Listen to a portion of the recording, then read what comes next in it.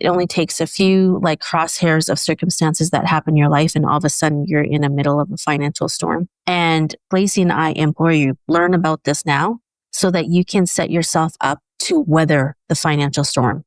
Because this is tremendous for prosperous times. And this is also tremendous to get you through horrible times. Welcome to the WinEH podcast. This show is focused on empowering ranchers. Whether you're a seasoned rancher or just getting started, we'll guide you on how to use the infinite banking concept as an alternative way to finance your operations. It's a better way to think about money. Join us as we discuss planning for the future, attracting the next generation, and the art of keeping more money within the family. Here's your hosts, Winnie and Lacy.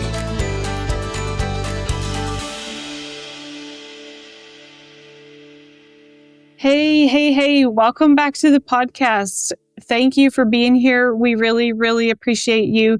So thank you for supporting us and being here. We thoroughly enjoy delivering content to you. So we are going to continue our book study of Becoming Your Own Banker. And we are talking today about how the infinite banking concept got started on page 12 and 13 of the 5th edition. So Nelson, just on 2 short pages, explains to us how he came to conceive the infinite banking concept, where he was in his life, and what kind of prompted him to engage in something that he actually already had.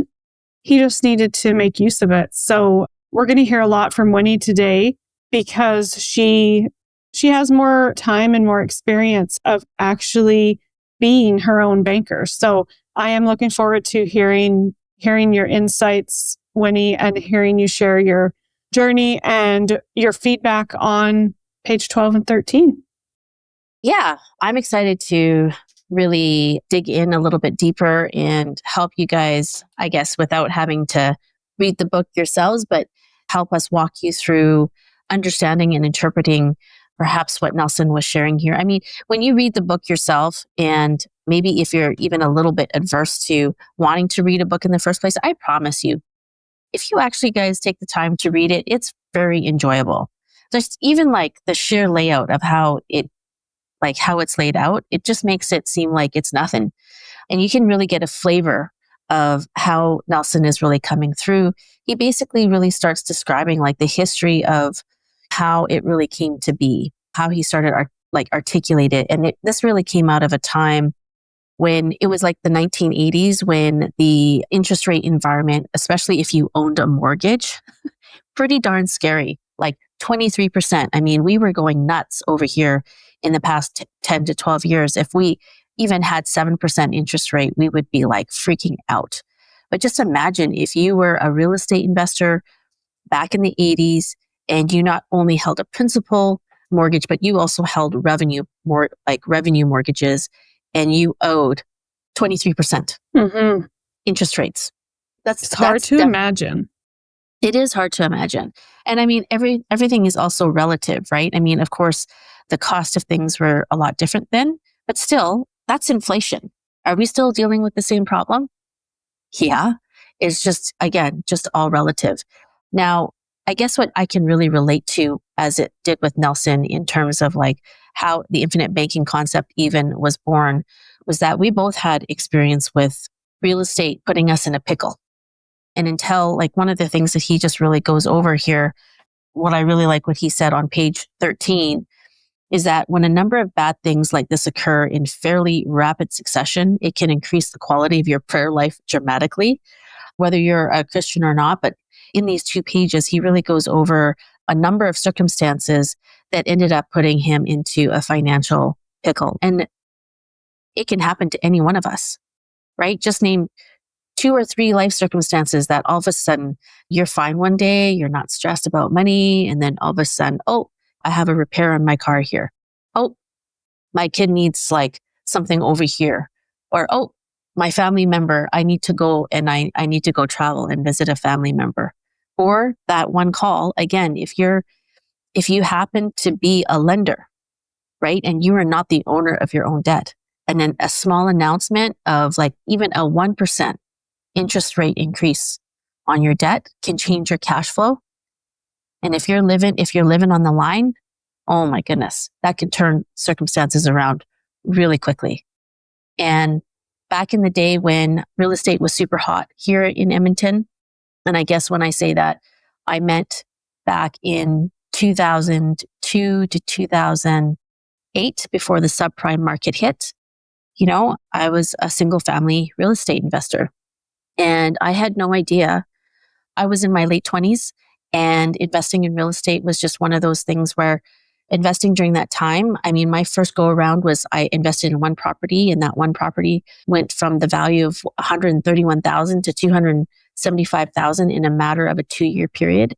Tell me, when you're in your late 20s and something like that happens, tell me you're not going to want to do that over and over and over again. Of course you are, because you think, I've hit it big. Like, this is so much easier, so much better than trying to exchange my dollars for time. Yeah. And I think we can all relate to, and I always say this, we're all just chasing the same goal, right? It doesn't matter what industry you're in, whether you're a farmer, you're a rancher, you're a real estate investor, you're sitting at a desk like we are helping people. We're all after the same common goal. We're trying to earn a living for our family, provide for our families, and do whatever we feel called to do in this life. And it all takes money. And so, of course, every single one of us have experienced those pain points and experienced those times where it just seems like it makes sense to do it. Like in your case with your real estate stuff. And sometimes it works out and sometimes it just doesn't. Yeah. So finding myself in that pickle, similar to Nelson, now I can't say like it's the same 23% pickle, but it was the same pickle of being over leveraged and all of a sudden owing a lot of money to the bank. And for Nelson, it was pretty significant in his day and age where, what did he share here? It was like, he went up to a certain percentage and all of a sudden it was like $67,000 of extra interest that he owed to the bank in 1 year, which, tell me, how can you stay profitable? He had a family to look after and he was down on his hands and knees praying, like, what do I do here without giving up everything that I've started? And in those really tough moments, though, that's when he realized the answer was right in front of him all along, right? And that it just happened that one of the tools that he had in his toolbox, his financial toolbox, I should say, is having a dividend-paying whole life insurance contract. Now, be it when he discovered what he could do with it, he got mad at his brother because his brother was the one that sold him the policy. And now he was mad at him for selling him too little of a policy. But he found a way to sort of slowly take over the snakes and dragons by becoming his own, so instead of becoming a slave to the lender, he became his own master of his own debt. And he saw the solution for the first time because he was, whether you're praying on your hands and knees or whether you're constantly asking yourself the question, how can I solve this? How can I solve this? What is the solution? What is the solution? Yeah. So to add to that, like where you say, like, how do I solve this? I love it on page 12, the second last paragraph. He says, speaking of when we hit these financial hiccups, when this happens to you, what do? You go ask the financial geniuses who recommended that you do this. What do I do now? So that's typically what we do. We go back to the bank and we say, well, what do we do now? And he says they'll probably mumble something along about, well, sell the real estate, but where do you find a fool that will buy it under those circumstances? So that's the thing. Like, you find yourself in a pickle, or we all have. And then we go back to the bank and say, well, how do I get out of the situation I'm in? So we're going back to them for a solution. But what Nelson is teaching us in becoming your own banker is that we can create the solution ourselves. And that is what this pickle that he found himself in with 23% interest rates is what forced him to, and he says it here, the beginning of his awakening started in 1980. And then, like you referenced before, these things can dramatically increase your prayer life. And he said, the infinite banking concept was born over a period of many, many months at 3 to 4 a.m. in the kneeling position, praying, Lord, please show me a way out of this financial nightmare that I have created for myself. I love that he owns it, that he's not blaming anybody else, but that I have created for myself.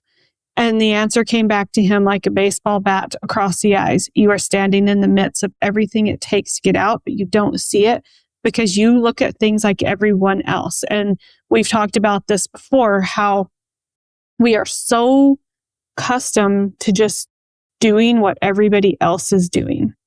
And interestingly enough, there's a false sense of security because everyone else is doing it. It must be okay to do that, right? Because there's safety.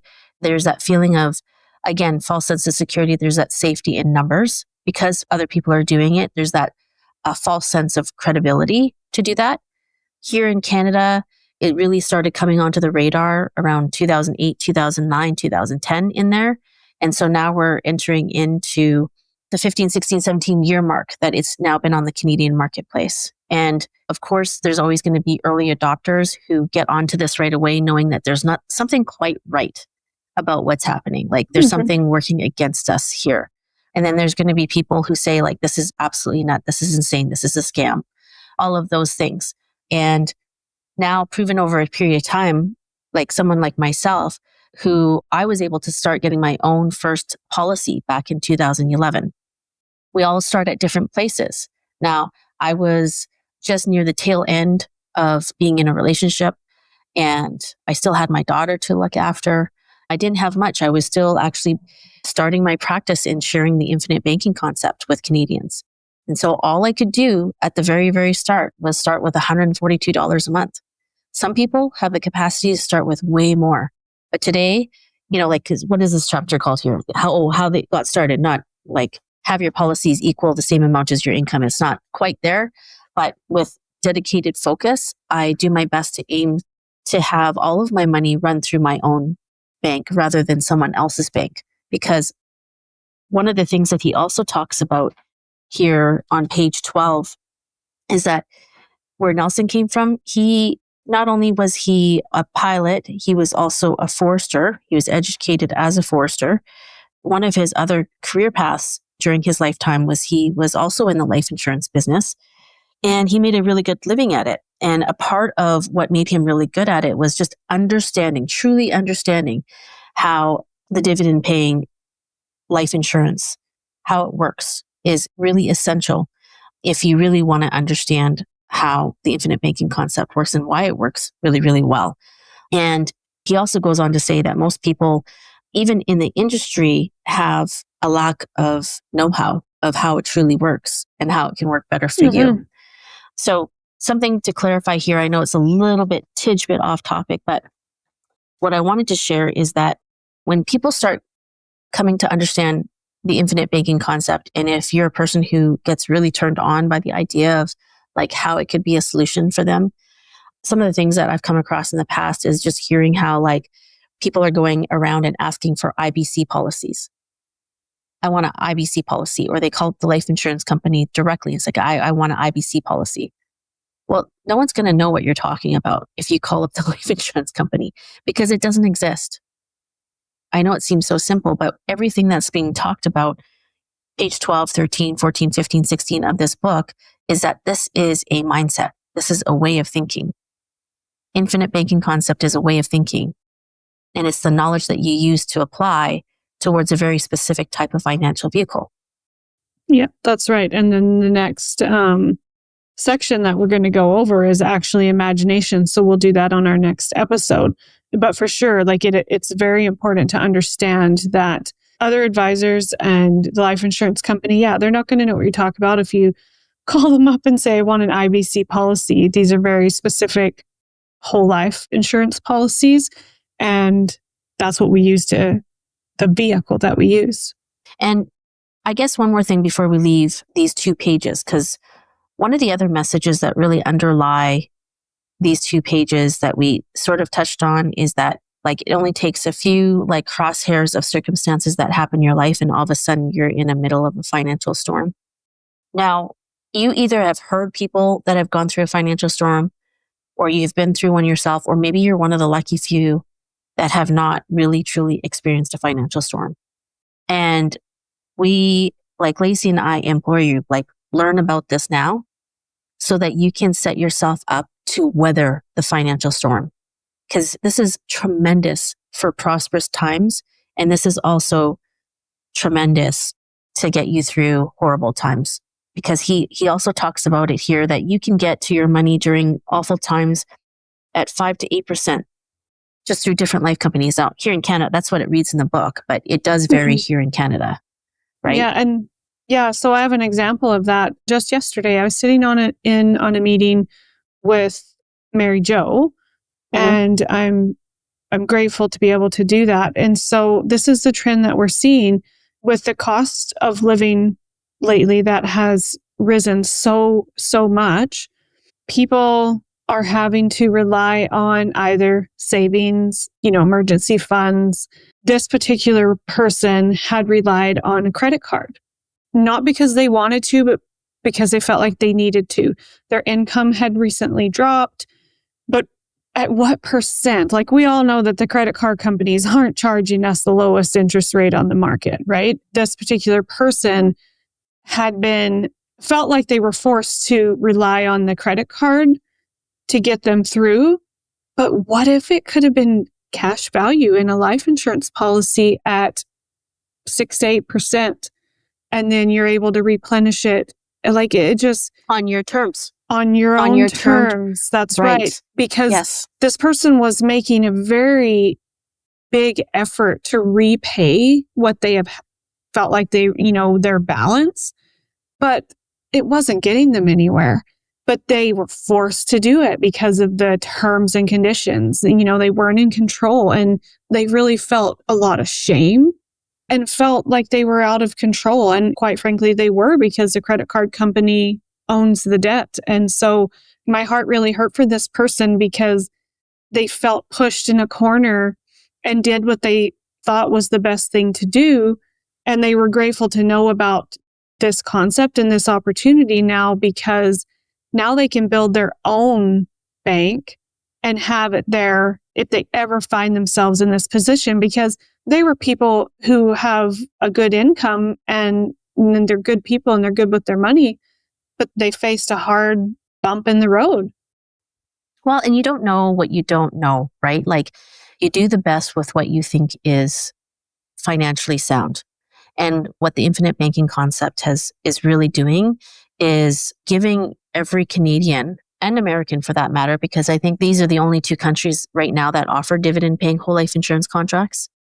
So like you don't know what you don't know, right? Yep. And one of the things that, again, that Nelson talks about on these 2 pages is hardship often helps us to see things to which we are normally blind. And another one that I have highlighted here is that honest introspection revealed that I could revise my spending pattern. And sometimes that's what it does take. And just like Nelson was very genuine to his own misgivings, things that he didn't know, things that he could revise. And once he realized that there was a financial tool that he could use to help keep away the snakes and dragons at like 22, 23, sometimes 30%, and having to succumb to someone else's terms and conditions of having to make payments, and then therefore having to feel like you're living from paycheck to paycheck, therefore feeling like you have less money in your pocket because you do, because it all has to go. And sometimes most people get into that, again, that situation of paying interest only and never being able to drive down the principal. That sucks. That totally sucks. He also goes on to say in these 2 pages that once you understand how this works and what this is, an objective look at the facts of how life insurance works, plus reason and logic, and continued sessions of intense prayer for guidance has proven the system actually works. Now, if you're not a person who prays or does any of that, but just even continued sessions of intense focus and getting the right kind of guidance, you will see that this works. So, bingo. Yeah. So Lacy, what I would really love to hear from you, because this is really good everything that's shared in this book is so amazing. And some people definitely are not drawn to anything that has spirituality around it. But I do feel like if you can understand where he comes from, regardless, like I think sometimes you can take a look at it from a different perspective that you may appreciate even more. So I'd love for you to actually share the last paragraph and also share what he writes in the last paragraph, but also in each of the sections that Nelson writes, there's also like a verse that he chooses. It helps guide him on how this refers back to that spiritual piece. So I'd love for you to share that part. Yeah, I'm just pulling it up here. I'm glad to do that. So the last paragraph here on chapter 13, Nelson just tells us, maybe you have found yourself in such a financial prison, or maybe you want to develop a system that will keep you out. So being proactive. Maybe yours is smaller or greater, whatever. The principles are the same and they will serve you well. It requires understanding and it requires discipline to implement the idea, but it can change your life dramatically, even beyond your fondest dreams. And so Nelson here is just really encouraging us to take that leap and to be open to that change of thinking that it requires. So then he goes on and he references Hosea chapter 4, verse 6. And I am reading from Christian Standard Version. And so it just says, my people are destroyed for lack of knowledge. Because you've rejected knowledge, I'll reject you from serving as my priest. Since you've forgotten the law of your God, I will also forget your sons. And so, biblically speaking, this verse implies that rejecting the knowledge of God leads to spiritual rejection. And so I think what Nelson is trying to imply here is that we're destroyed from lack of knowledge. And so because there is such a lack of knowledge around the infinite banking concept, because it's only been really getting going here in Canada for the last 15 years. And so we don't know what we don't know. And so he's using scripture there to encourage us that we could have a much better financial life after knowing about this concept and being courageous enough to implement it, because it does take some courage, because it's not what everybody is doing. And it's no different than when you're 16 and you go to the party and you're the kid that doesn't want to drink. It's not always easy being the one that takes the different road. Mm-hmm. So be encouraged. Yes, definitely. And it's hard being in a financial prison, and it's hard to do something new, something that's good for you. So I don't know. Pick your heart. Exactly. And I tell my kids that all the time, with anything, pick your heart, because each path that we take when we have choices, there's not usually an easy road. Yeah. I could be right now, I'm going to give myself a little pat on the shoulder here, but hey, since mid-February, so it's been 2.5 months. It's hard to be slightly overweight. It's hard to see these wings, right? But it's hard to get up at 4:30 in the morning to do the work. But it's also hard to live with this. So 100%. It's pick your heart, right? So yep. Be encouraged. Thank you for listening. You know what to do next. If you've been listening to us for 50 episodes, head over, give us a 5-star review on Apple Podcasts or Spotify. Catch us on YouTube. If you actually want to see our faces when we're talking, head over to our YouTube channel. We would love to have some comments there and be able to converse back and forth with you. So again, we are grateful. We will catch you on the next episode. Send us questions, comments, feedback. We care at ranchyourway.com. Grab your copy of the books at ranchyourway.com. So glad you leaned in with us on the WinEH podcast.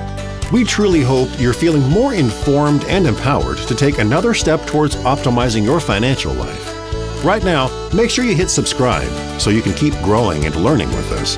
Until next time, we wish you prosperity in every area of your life.